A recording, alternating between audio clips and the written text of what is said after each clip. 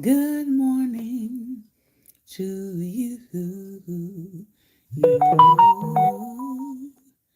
Good morning. Good morning. Won't you share with a friend or two? Good morning. Good morning to you. Good morning, everyone, and welcome to Daring Dialogues. I am your host, Shantae Charles. I hope that you are having a great and wonderful day. Listen, I want to take a moment to thank our viewers, those of you who have been watching and listening all season long. Those of you who have been with us since 2016, yes, we have been reading and reading aloud and podcasting. We started podcasting about 2 years ago, but we've been doing this work since 2016. So I want to say thank you to those of you who have been rocking with us, reading along with us, buying books, supporting authors, and really getting into the dialogue and the conversation and educating yourself. So, we are coming to the close of season 11, which means you'll see less live videos, at least for the next couple of weeks as we pack up season 11. And we'll be moving into season 12 on April 3rd. So, if you wonder where we are, the Black Table Talk page will be back here Tuesday, April 4th.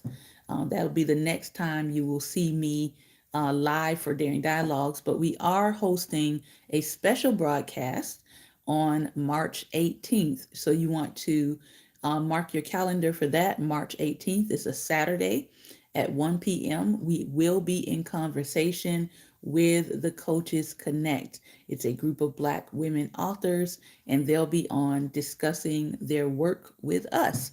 So I hope that you will join us for that. Again, it's March 18th at 1 p.m. Eastern Standard Time, right on the Black Table Talk Facebook page, is where we'll be.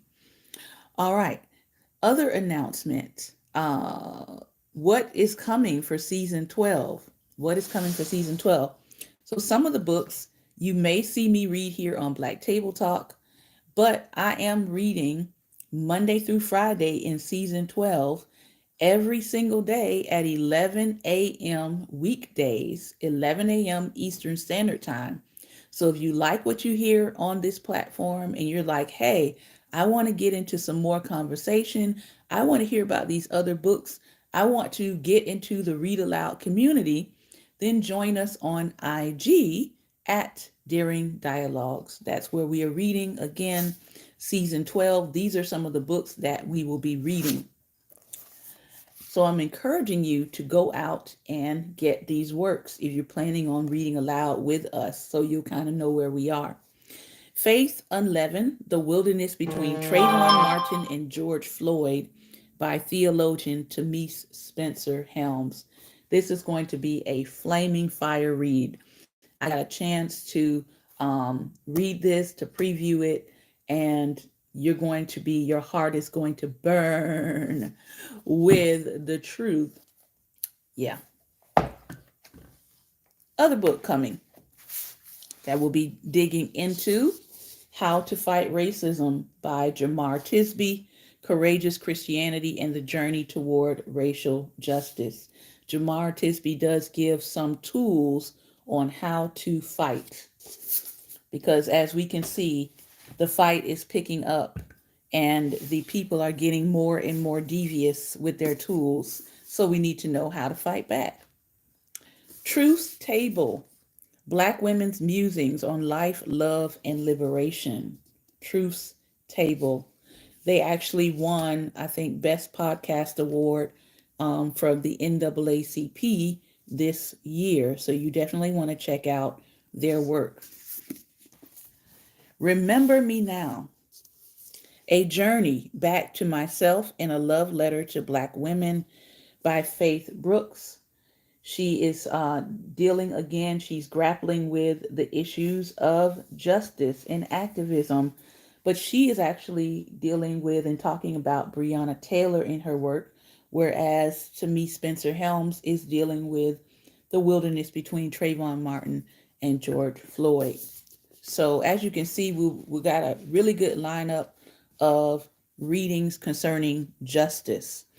However, that's not the only thing that we'll be talking about season 12. I want to encourage you to get the Wonder Power Twin Activate. On Wednesdays, we cover relationship and wellness with self. And these two are two books that we'll be reading through: Setting Boundaries and Finding Peace, and her new work, Drama Free.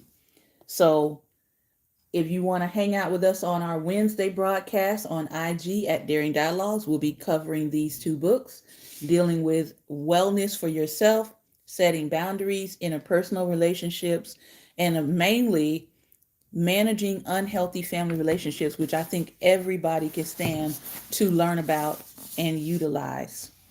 All right, so those are the reads that are coming for season 12. Again, season 12 is going to start April 4th here, April 3rd on IG at Daring Dialogue. So if you want to join us right at the launch of season 12, you can join us over there. Now, I have been reading this particular book for a while because it is one of those, it's a historical book, and I just have not been having enough time to really dive into this the way I wanted to, but I'm coming back to it. I think I'm going to finish it over the summer, but I want people to think on what I'm about to read. I know this is Women's History Month, but this right here, I got to share this excerpt. The book is called The Black Count. It has been out for a while. It is about Alexander Dumas's father, not Dumas, but Dumas wrote The Three Musketeers. He was a black Frenchman. He wrote The Three Musketeers. He wrote The Count of Monte Cristo, which is one of my absolute favorite books. But this book is about his father himself. I want to read this segment on enslavement because I don't think a lot of people know this. And I've said this before, but I like the fact that he just lays it out in a way that if you want to look this up, you can actually look it up. Okay? So let's deal with slavery, because everybody seems to be saying, well, slavery's been around for a while, and it's just one of those things in life. Yeah, let's talk about that really quickly, and then we're going to launch into Women's History Month information today. Slavery, of course, had existed since antiquity. This is page 27. The Greek city-states had created democracy among a small elite by enslaving almost everybody else. In some cases, up to a third of the population. Aristotle believed democracy could exist only because of slavery, which gave citizens the leisure for higher pursuits. For those of y'all who love Aristotle so much. Modern versions of this argument held that American democracy was born of the slave society of rural Virginia. This is true, because slavery gave men like Washington and Jefferson the free time to better themselves and to participate in repressive government. In Greece and Rome, slavery was the fate of prisoners of war and barbarians, anyone not lucky enough to have been born Greek or Roman. When ancient slaves managed to buy their freedom or that of their child, they would assimilate into the free population with no permanent mark on their descendants. Though ubiquitous in the ancient world, slavery was not based on any sense of race or color. Until the mid-1400s, nearly all slaves imported into Europe were ethnic Slavs. That's where we get the word from.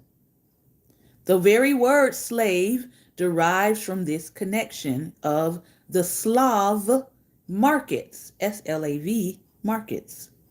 These were found across Europe, from Dublin to Marseille, where the people being bought and sold were as fair-skinned as those buying and selling them. By the 1400s, white slaves were being used in the Mediterranean to harvest cane as part of the late medieval sugar industry. The rise of Islam had led to a vast expansion of slavery as conquering Arab armies pulled any and every group of unbelievers into bondage. Arab slave traders captured whites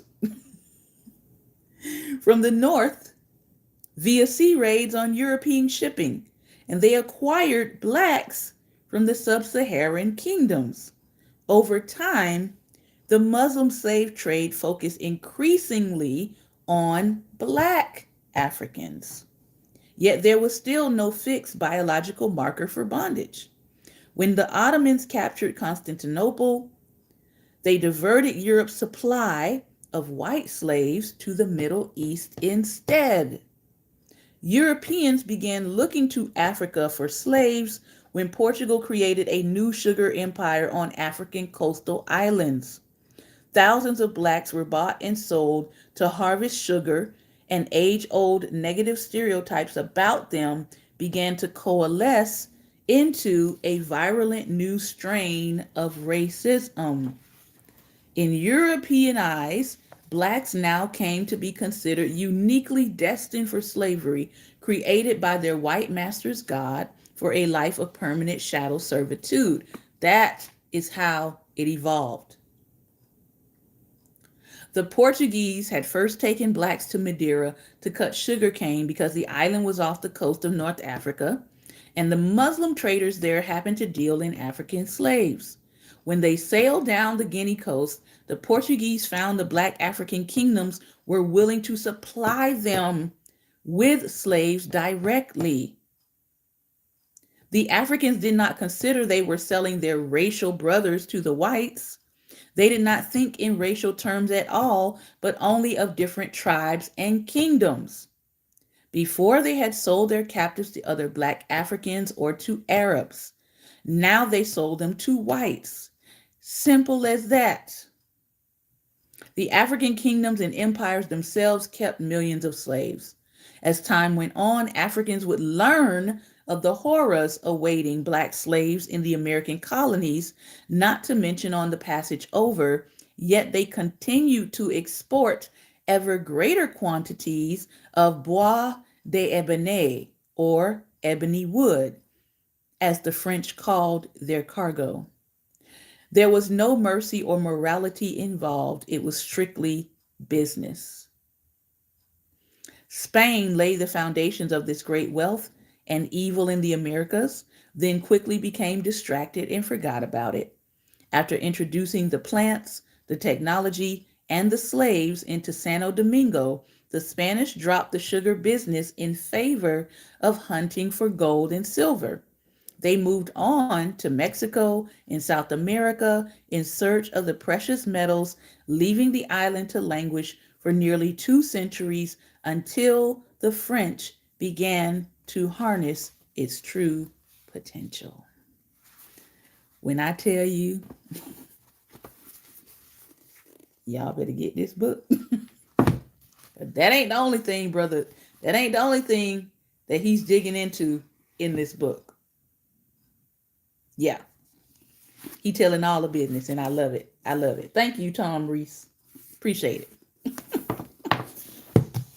All right. So if you want to understand how did black people get all bundled up into the slave trade, when it started out as white Europeans being sold by other white Europeans, go read that book. All right. Now, let's hop into Women's History Month, where we're supposed to be. But I was like, I got to share this. All right. So I want to talk about Black women, of course, for Women's History Month. And I want to point out some seminal moments in the history of women in this country. So seminal moments and seminal women. 1948, Alice Marie Coachman. She becomes the first Black female Olympic gold medalist. In 1948, Alice Marie Coachman was an American athlete, and she became the first Black woman ever to win an Olympic gold medal, specializing in the high jump. Coachman leaped 5 feet 6 and 1/8 inches on her first try in the high jump finals. She was the only American woman to win a gold medal in the 1948 London Olympics. Coachman was inducted into the United States Olympic Hall of Fame in 2004 and received recognition for paving the way for future African American track stars. She says this: I think I opened the gate for all of them, black female athletes. Whether they think that or not, they should be grateful to someone in the black race who was able to do these things. Alice Marie Coachman. Moving right along. 1950, a lot of people have heard of this musician. There's quite a few videos of her online here, especially on Facebook, showing her masterful skill with the piano. The Hazel Scott Show. Hazel Scott was a jazz musician extraordinaire. She lived from 1920 to 1981. Alice Marie Coachman lived from 1923 to 2014. Born in Trinidad, she moved to New York City at the age of 4. As a child, Scott was a musical prodigy, and she grew up to become a dynamic and bold performer. She performed on many radio and television programs, in nightclubs, on Broadway, and even in films. Scott was also a pioneer. On July 3rd, 1950, she became the first black person to host her own TV show. Not Oprah, Hazel Scott. Not Arsenio Hall, Hazel Scott. Not Nat Turner, Hazel Scott. Okay? First black person to host her own TV show, The Hazel Scott Show, which showcased her range as a performer and musician. Throughout her career, Scott, along with her husband at the time, Adam Clayton Powell Jr., leveraged her fame in support of the fight for racial equality and civil rights. For example, she refused to perform in front of a segregated audience and only took on film roles that depicted strong black women. Artists, what are some ways that you can participate? What are some ways? Oh, don't get me started on Trinidad, because I love Trinidad. I love Trinidad. Trinidad is so beautiful, I did not want to come back to the United States. So don't start. Ooh, child. My God. Every time I think about it, I can still remember climbing and walking up into the mountains and reaching a waterfall at the top and hopping in. Beautiful times. If you haven't been to Trinidad, go. Please get out of the United States and go see the world. All right. 1959, Lorraine Hansberry, To Be Young, Gifted, and Black. Lorraine Hansberry lived from 1930 to 1965. She was the first African-American woman to have a play produced on Broadway. A Raisin in the Sun, which realistically portrays a working-class black family and their struggles, was a smash hit when it debuted in 1959, and in 1961, it was adapted into a film. The success of the play helped set the stage for other black writers, actors, and producers. Hansberry was the first black playwright and the youngest American to win a New York Drama Critics Circle Award for A Raisin in the Sun. During the early 1950s, Hansberry worked as a writer and editor for the black newspaper Freedom, and in 1963, she became a civil rights activist. In 1957, she joined the Daughters of the Bilitis, one of the first alliances for same-gender loving women. She often wrote letters about feminism and homophobia for their magazine, The Ladder. To conceal her identity, she wrote to the magazine under her initials LH. After her death at the age of 34 from cancer, her former husband, the songwriter Robert Nemiroff, adapted a collection of her writings and interviews in a play titled To Be Young, Gifted, and Black, which ran off-Broadway. It was later published as an autobiography. The title came from a speech given by Hansberry in 1964 to winners of a United Negro College Fund creative writing competition. Though it be a thrilling and marvelous thing to be merely young and gifted in such times, it is doubly so, doubly dynamic to be young, gifted, and black. Lorraine Hansberry. And I am rolling through. I am rolling through. All right, two important things besides the Civil Rights Act, because we often talk about the Civil Rights Act, but two important things that also happened for women. 1963. Now, I want you to keep that in mind. It's 2023. This happened in 1963. The Equal Pay Act. The Equal Pay Act was signed into law on a very important date for me in a lot of ways, June 10th, 1963, by President John F. Kennedy as part of his New Frontier program. The Landmark Act, which amended the 1938 Fair Labor Standards Act, mandated equal pay for equal work. Do you all think that is happening in 2023? That people are getting equal pay for equal work, even though this was signed into law June 10th, 1963? The goal, to abolish gender-based wage disparity once and for all. Well, we know that's not true, because as hard as Black women work and as educated as Black women are still paid the less amount of money on the dollar than everybody else. Whole problem, still a whole problem. Republican Congresswoman Winifred C. Stanley first advocated for equal pay in 1944, but she wasn't successful. Why? One reason was that post-war, women were discouraged from working and pressured to leave their jobs, just like they are being right now. By the 1950s, 2/3 of American families had a breadwinning husband and a stay-at-home wife. Breadwinning husband, stay-at-home wife. We've already covered this with the book Black Women, Black Love. How are you supposed to make that happen as a Black man when you are denied employment?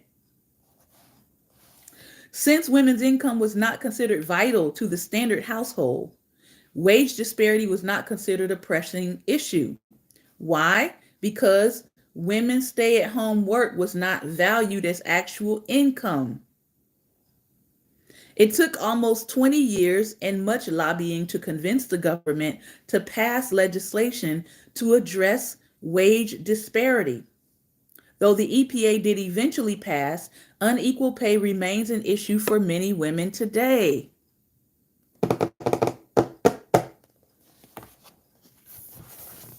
The Equal Pay Act. And as my sis says over here on YouTube, hence President Obama passing the Lilly Ledbetter Act. All right, let's keep going. Let's keep going. So during this time, of course, we have the first wave of feminism. We have the second wave of feminism, which I actually have videos on my YouTube channel. So I'm not going to teach and talk about that today. I want to go to 1974, and I'm going to stop here and give some time for some conversation. Here's another act that significantly changes the status of women in the United States. 1974, the Equal Credit Opportunity Act, or Money of Her Own.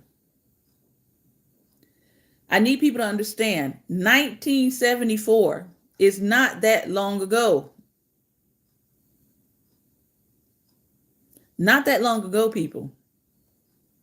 And if some people have it their way, just like they overturned Roe v. Wade, they'll be trying to overturn your opportunity to have money of your own, ladies. If you were a single woman before 1974 and wanted to get a credit card, you were in trouble. Many banks required single, widowed, or divorced women to bring a man to co-sign any credit application regardless of the woman's income. So there was no singing, I'm every woman, it's all in me. It was, I'm every woman, I still need to bring a man to co-sign for me. I'm telling you, some of this freedom that we think we have was not introduced that long ago. Okay?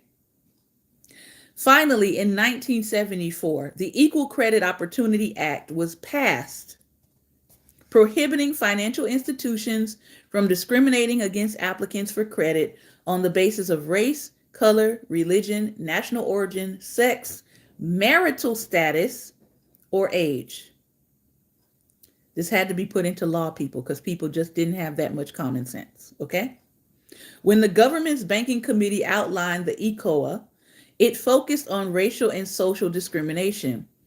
Louisiana Congresswoman Lindy Boggs decided to add the terms sex and marital status without informing the other members. She photocopied her new version of the bill and distributed it to the committee.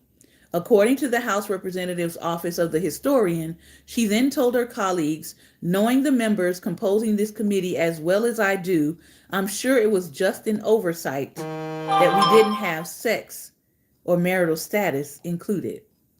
The committee unanimously approved the act and it went into effect on October 28, 1974. Now, what if Lindy Boggs had not been in the midst? What if Lindy Boggs had not slipped one over on the committee? Somebody need to give her flowers. All right. I am going to stop there, but I do want to encourage you as we close out this season. I want to encourage you to continue to learn about women's history. What are the bills? What are the laws that were enacted that specifically affect and impact women, and in particular, Black women in this country?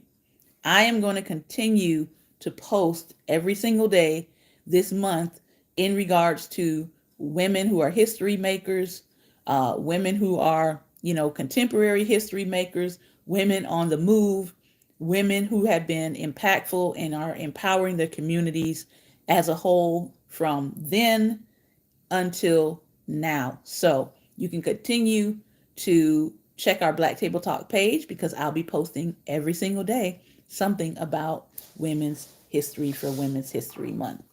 All right. I know there's at least one person who has something that they want to say. We've covered quite a bit. Thank you. And so I'm excited. If you missed the part about where slavery came from, get this book, page 27.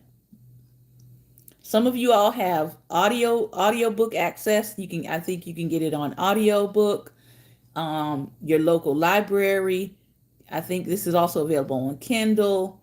If you've got an account of any kind that just lets you download books, you've got your monthly fees or whatever, add this to your downloads and start reading. But most importantly, pay attention to page 27, where this man lays out very simply where slave trade started, who it started with, and how it wound up with Black Africans being at the center of the slave trade industry. All right. I think I saw a join. So let's see here. If you're on YouTube, you may be able to hear this additional conversation. Let me know if you can. The Black Count is a book about Alexander Dumas's father, who he is ultimately sort of writing about. He's inspired to write about him in the works that we know so well, which is The Three Musketeers and The Count of Monte Cristo. Good morning, Pastor Ben. Good morning. I think I want to start there real quick. Go ahead. Because actually he just stirred up what we've been discussing. About how it started and things like that. Well, we didn't go that deep because we went from the origin of it. Mm-hmm. But with the white folks and enslaving white folks, but he also broke down that no, they were not selling their own people when it comes to the Africans. They were selling their Black brothers, but they didn't know them. not of the same tribe. Yeah, Which is something they that were I have to. selling people based on tribe and not Yeah. on their skin color. And they Right. did not find out until later what was happening, but Mm-hmm. some of them continued even after they found out what was happening to them in the colonies, Mm-hmm. because Because go ahead. Go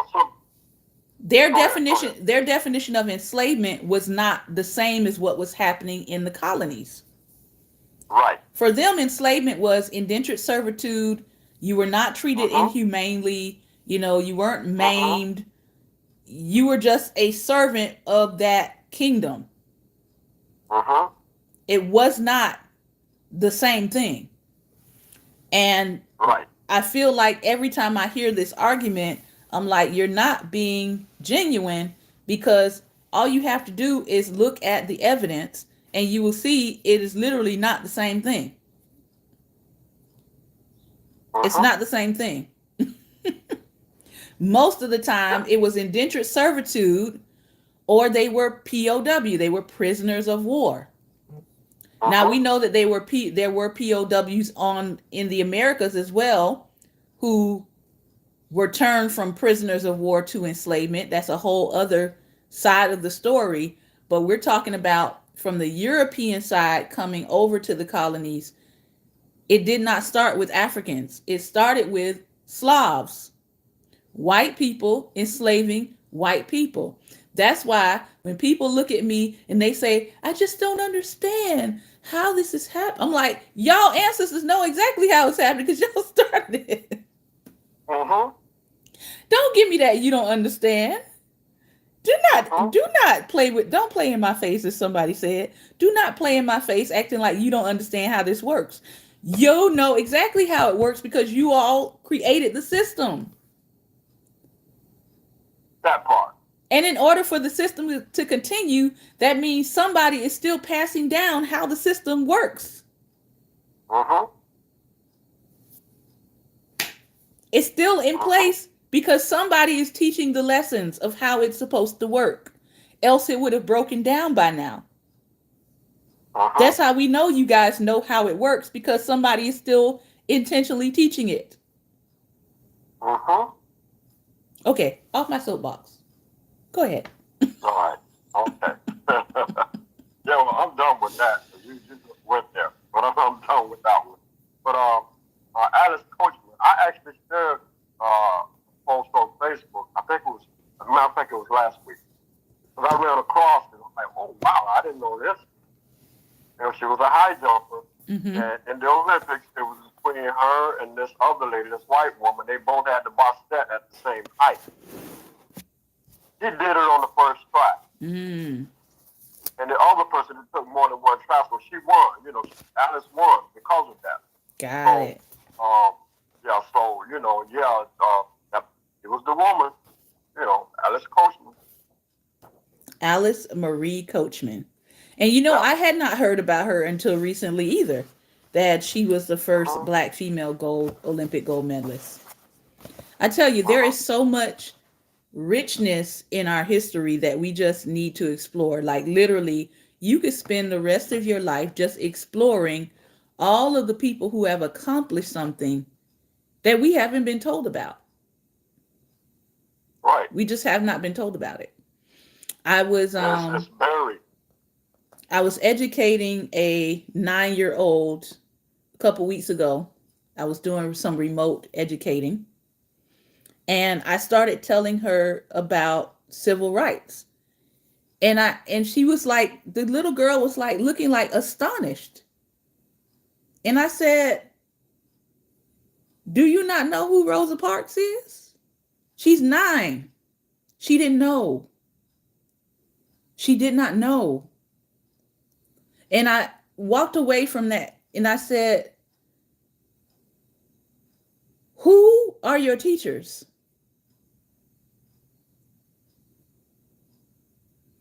And then I had to back up and say, who are your parents? Because why are you 9 years old and you don't know who Rosa Parks is? Even if you're not Mhm. getting that education in the public school, why, why Are your parents not talking to you about the civil rights movement? Uh-huh. I had a problem with that. And I said, what is something new you learned today? Or what's a new word you learned that you want to look up some more? And you know what she said? And she had this look in her eye like, I get it now. It was like a light bulb came on. And she looked at me and she said, civil disobedience. Woo! Uh-oh. Uh-oh. I said, Uh-oh. I said, okay, little revolutionary. Okay, I got you. I got you. I peep you. Uh-huh. I peep you. Um, Uh-huh. but I was like, I didn't want to show it on my face with the child, but I was stunned. I Uh-huh. was stunned because in second grade, well, not even second grade, in kindergarten, first grade was like my first encounters with racism. Like I was Uh-huh. flat out told by a little white boy, I can't be your friend. We can't hold hands because daddy said I can't like black girls and I can't marry black girls. So that was my experience. That was kindergarten. Second grade, I was put out of a classroom of all white students. And because the teacher said I wasn't paying attention, I'm like, lady, what are you talking about? It's second grade. We all not paying attention. What are you talking about? Right. So she put me out of the classroom and sat me like back in the day. You know how the classrooms would have those dividers. Uh-huh. So it was a class. It was the same classroom, but she put me on the other side of the divider by myself and sat me facing a wall. Well, she shouldn't have did that. Because guess who was on the wall that she had me facing? Martin Luther King, a poster of Martin Luther King and a poster of Mary McLeod Bethune. Uh-oh. And I You can know read at what? 4. So You know what? so she sat me on the I, opposite side of the wall, the opposite side of the class by myself, facing a wall with a poster of Martin Luther King and Mary McLeod Bethune. Well, I read those two posters and then I decided to draw Mary McLeod Bethune. And that experience opened up the door for my teachers to discover I had artistic talent because before then I had not drawn anything. But I drew this Mary McLeod Bethune and apparently it was like really, really, really good. So not that teacher, but another teacher saw it. One of my other teachers from that, having a group of teachers, she saw the uh-huh. drawing and she took it to the art department and said, this girl should be in your class. She should be in art. Like this was like a magnet program. So they called my mom and they showed my mom the picture and they was like, do you know your daughter could draw? Did you know that your daughter could do this? And my mom was like, no, she ain't show no signs of.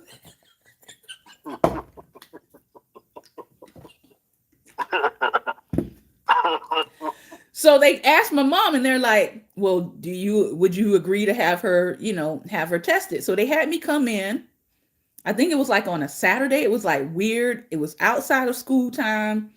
And I think they tested me for like an hour. They gave me a pencil, no eraser. And then they gave me different things. They put different things in front of me to draw. And then after that, they were like, oh, yeah, we're putting her in the program. And that's how I got from that crazy one teacher. That's how I got shifted into art and visual arts. That crazy one teacher that thought she was punishing you Yeah, actually opened doors for you. right. I know she was ticked off. I know they were ticked off. I mean, They I had don't to know be. what happened after that because my classes kind of changed because they had to like change my Uh-huh. schedule. Uh-huh. But I remember that was my initial entry into visual arts, and I'm an artist to this day.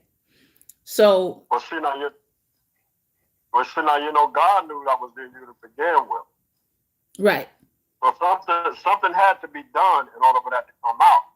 So, I'm thinking about Job right now, where the devil went to God and, you know, and made an and God made him an offer, making him an offer.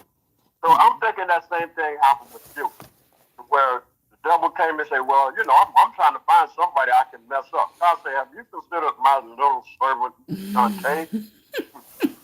and then he used the teacher to put you behind the wall with a picture of of what was it, Martin Luther King Martin Luther and, King and Mary McLeod Bethune. and Mary McLeod Bethune. Two And pioneers. I was like, why would you put me in a room with those two? Yeah. Probably because she didn't think someone your age would have any type of sense or any ability to understand.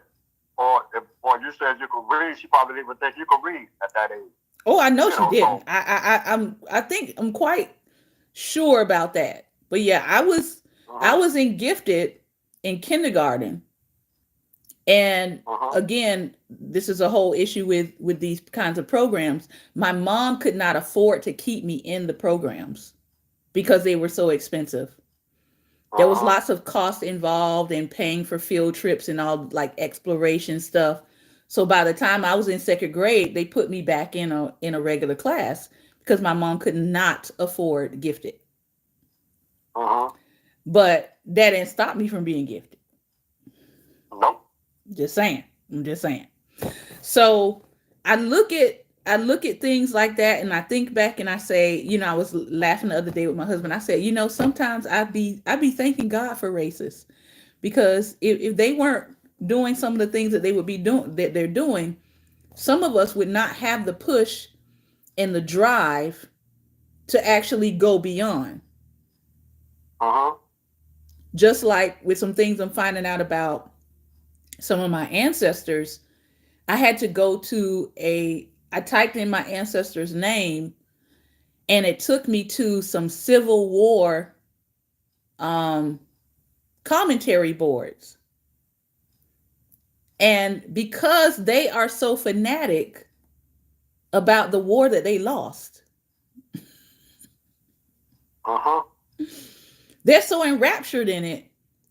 They were literally spelling out all of the stuff about the people that enslaved my ancestors, and they was just giving all the information. I'm talking about information I have been looking for at least a decade. They were spelling it out because they were excited about this slave owner and where Uh-huh. he came from and how many acres he had and how many people he enslaved and how he moved from this state to I was like, oh really? Oh, he moved from where? What county? Okay. How many people he had? Okay. Bet. Oh, did you say they was worth $10,000 in 1831? Oh, and I could just do the interest on that and see how much the value was and divide by 31 and get my portion? Oh, okay. I'm like, listen. Sometimes you just got to let them talk. Uh-huh. Oh, Let listen, them talk. I do So, it all the time. Let them talk, and I come back with what was revealed from them talking. But I didn't say that. No, you didn't. But this is basically what came from what you were saying. right. I'm like, this We're dude done not, we're helped not, me. we're not, we're not dumb. I mean, come on. You was running your mouth because you think this is something big and bad. But we're seeing through what you're saying, and we're seeing what's real behind that. We're pulling it out, bringing it to a forefront, and exposing it. I'm like, this dude thinks that he doing something really great, but he's doing something super great for Uh-huh. me. He's helping Yeah. me to not have to be looking all over South Carolina. Uh-huh. He has given me county. He has given me dates. He has given me the number of people. He has given me, that they were mortgaged so that this man could go buy over 1,000 acres in Georgia. And by the end of his life, he had over 3,000 acres. I was like, really? He did, huh? Oh, okay. What? Oh, that county in Georgia? beautiful. Go get your money and land. Listen, I'm like, listen, let these races talk. And they always turn on themselves. Let them talk and gather up all the data that you need to go get your reparations. Okay? Because while they bragging, you need to be data collecting. I'm gonna say that again. Uh-huh. Hopefully the Uh-huh. light bulb just came on for somebody. While they are bragging, you make sure you get your data collection. Because they trace that stuff back. They're really big into lineage and who goes back where and how many people they had and what plantation they were on and what do the court records say and what does the mortgage paper say and what does the property log say and all that. And some of them still got your ancestors logs in the attic. Uh-huh. Oh yes, they do.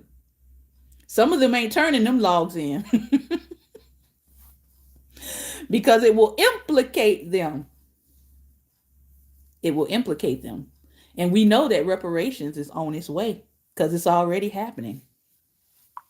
Uh-huh. So you might be able to slow it down, but you can't stop it. Can't stop it. Amen. Amen. But Can't but stop when it. you were talking about you as a little girl and your student, when you was talking about your student, that reminded me of a video that you shared with me on our Instagram with the white lady that was so upset because of the lies that she was taught about American history Mm-hmm. and the stuff that she wasn't taught, the true history that she wasn't taught. Mm-hmm. But that's going to run into a lot of that. And what they don't understand, what they don't get, it's best to expose it now because the longer you wait, the more upset your children are going to be because the truth is coming. You can't stop it. You can slow it down, but you are not going to stop it. God works in truth. He deals in truth. He reveals it. See, so you're not going to stop God from revealing the truth. That's Mm-hmm. fact. So you might as well do it now. Work with it.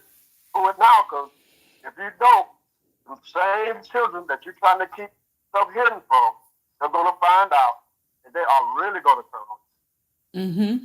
They are really going to turn on Yeah, I mean, if you look at that family that I believe was in what the UK that is traveling to Barbados to give back to the descendants that their family enslaved.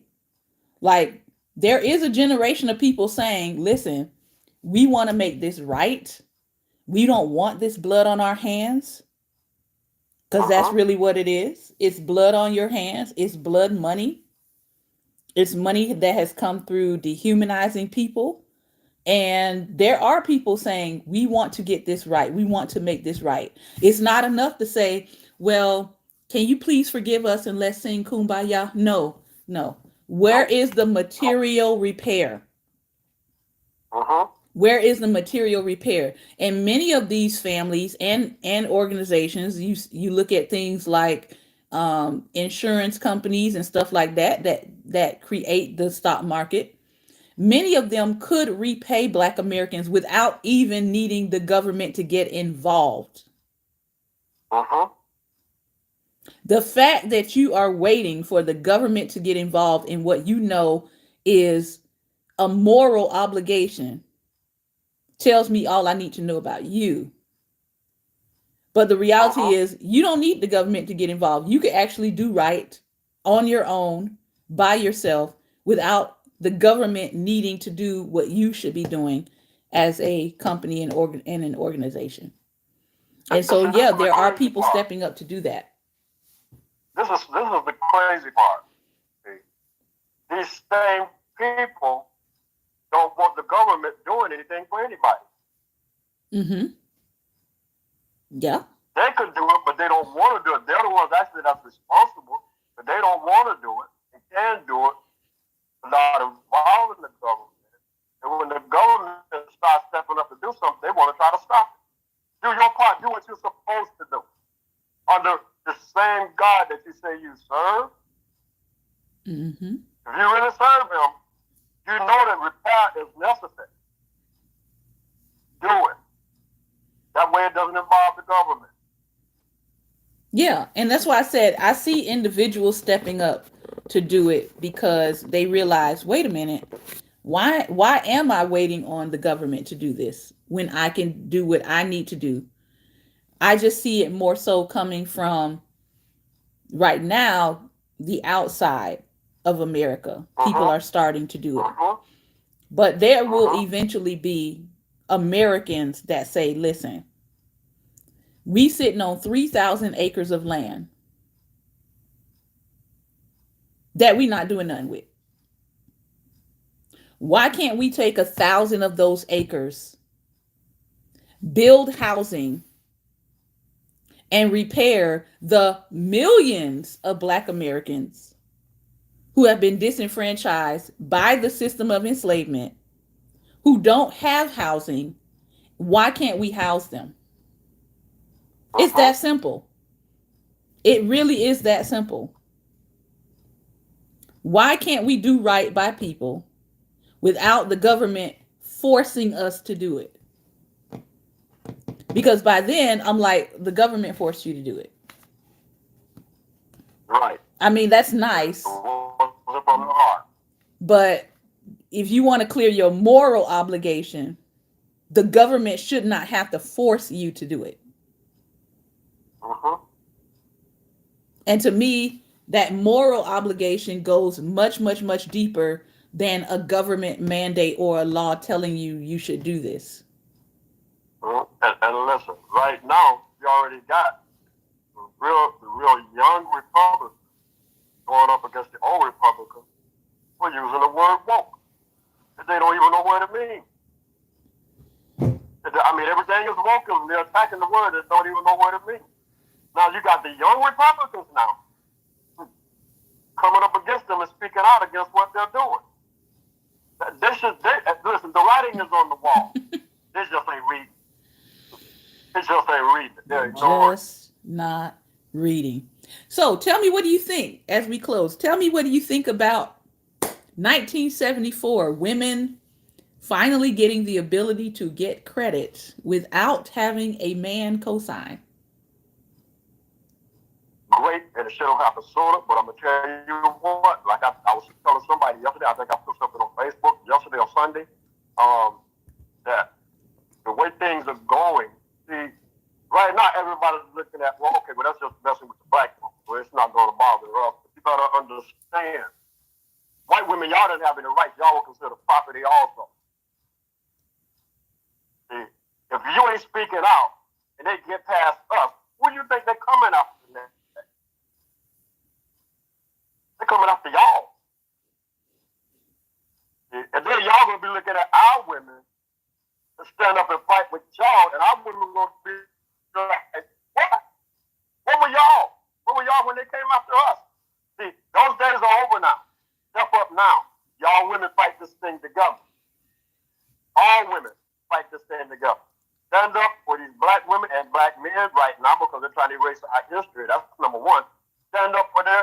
I guarantee you, if they come after you, you got black men and black women backing you up. But if you don't stand up for us, don't look for us to speak up for you. Bottom line. I'm going to say this: as late as 2014, I experienced this myself. As late as 2014, Virginia, when we were trying to, this was before we, bought a home, we were trying to lease a space. Virginia would not count my income at all. Hmm.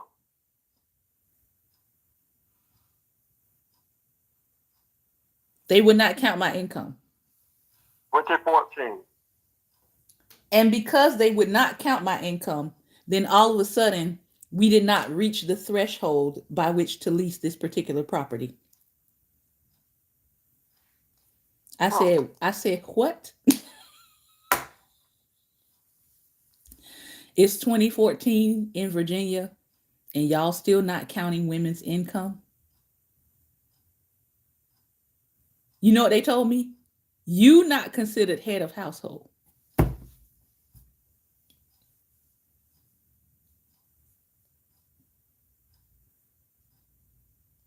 So we're doing that patriarchy thing. Big time in Okay. Virginia. Okay. This is Northern Virginia. I can't speak to the other parts. This is Northern Virginia. This is Northern Virginia, Culpeper, uh, Charlottesville.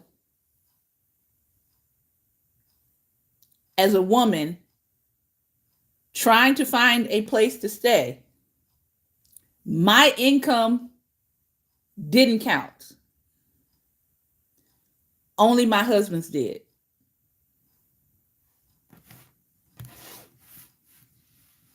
which caused us not to meet their threshold. So it didn't matter that I had a job and that I was making good money. It didn't count in their configuration. Hmm.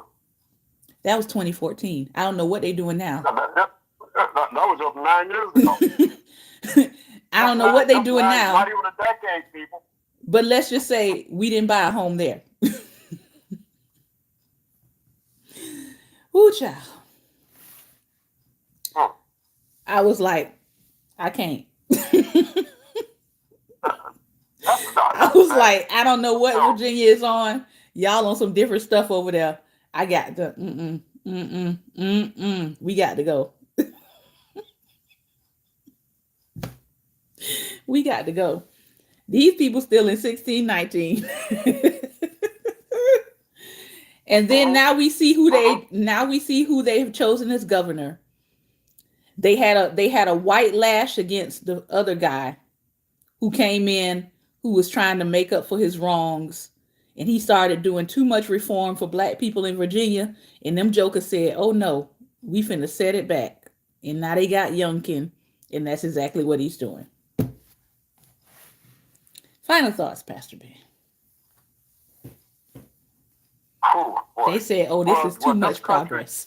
Yeah. Well, that seems to be the trend for a certain party to take things back the other way, because in Mississippi they want to do separate justice system. I'm going to be real honest with some of y'all. I'm going to be real honest with those of you who are watching. There are some states I'm probably not going to be coming to for a while Mm-hmm. Me too. because they trying to Jim Crow y'all, and I ain't got time to be living no Jim Crow life. That's all I got to say. I love you. I love you. I send you a card. I send you some money.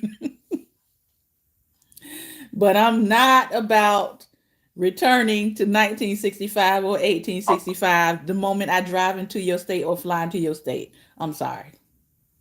Me neither. I cannot do it. One last thing. And it turns out that green lady that wants to separate states, Mm-hmm. my red and blue state,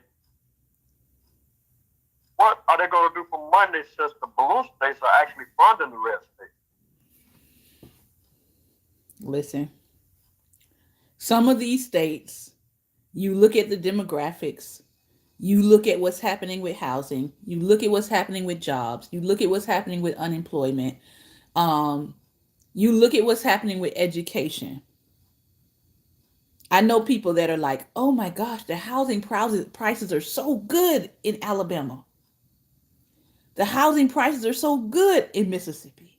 I'm like, but have you looked at the education system? Especially if you have young kids. Please do not move to a state where the education system is like last in the country. Mm-hmm. You're doing your children a disservice.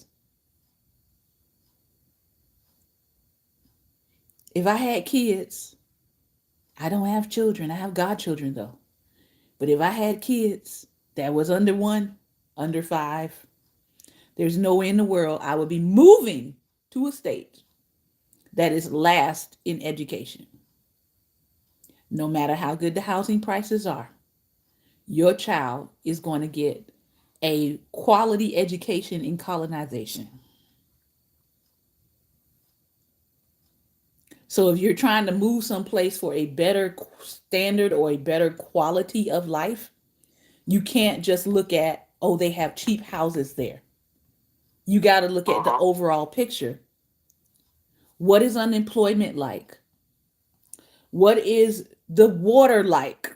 Jackson, Mississippi. I mean, come on. You got to do a holistic review of where you're trying to move. Is it a comforting thing to be around a community of all black people? Yes. Is it a comforting thing to be around a community of black people living in the standards of 1865 though?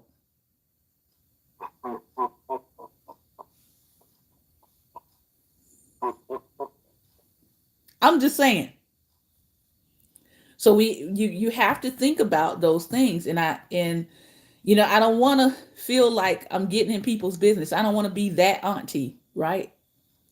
But I'm looking at some of the choices people are making, and I'm like, you're not looking at the whole picture. You're not looking at the whole picture. Or if you find yourself in a community like that, and the education standard is so bad that you say, well, let me send my child to the Christian school here. And then I look at the Christian school and ain't no black kids but yours. Oh, God. And there's Kenny Loggins Christ on the wall. Uh-huh. So now your child is going to get a colonized understanding of faith.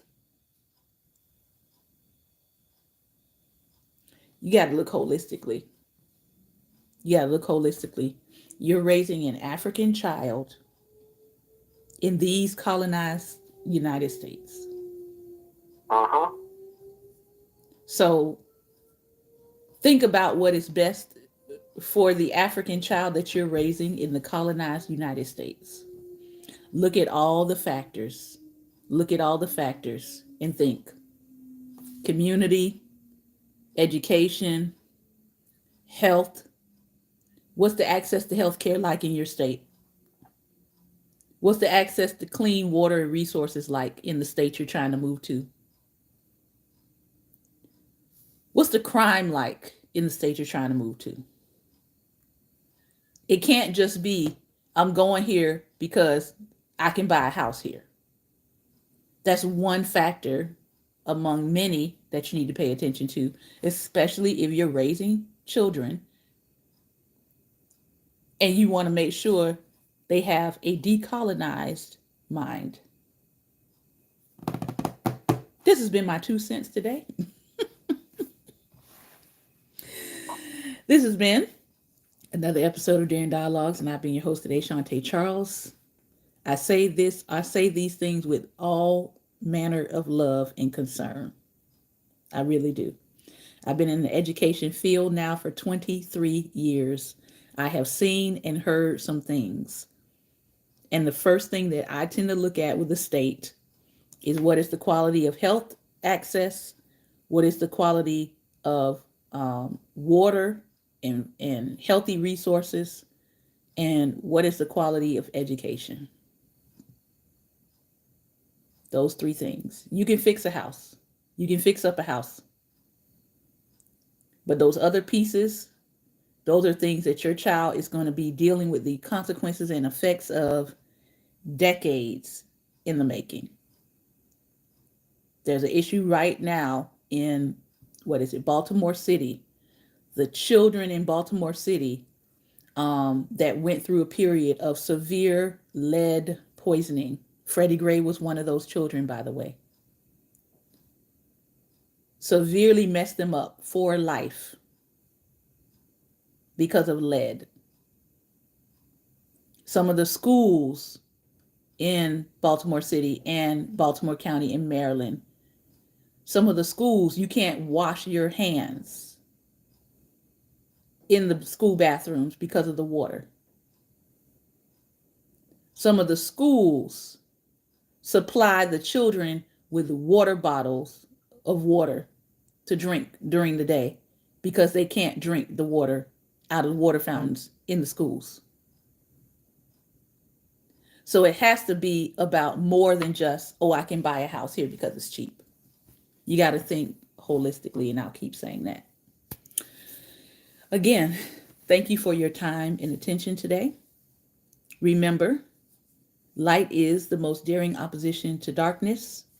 Make sure you go back, catch the replay of everything we talked about, including when our season ends and when our new season starts. Light is the most daring opposition to darkness. So go out and be what, Pastor Ben? Light. Be light. Take care, everyone. If you want to see us for Wednesday and Thursday, catch us on IG at Daring Dialogues is the IG name. Take care, be well, and be light. Thank you for tuning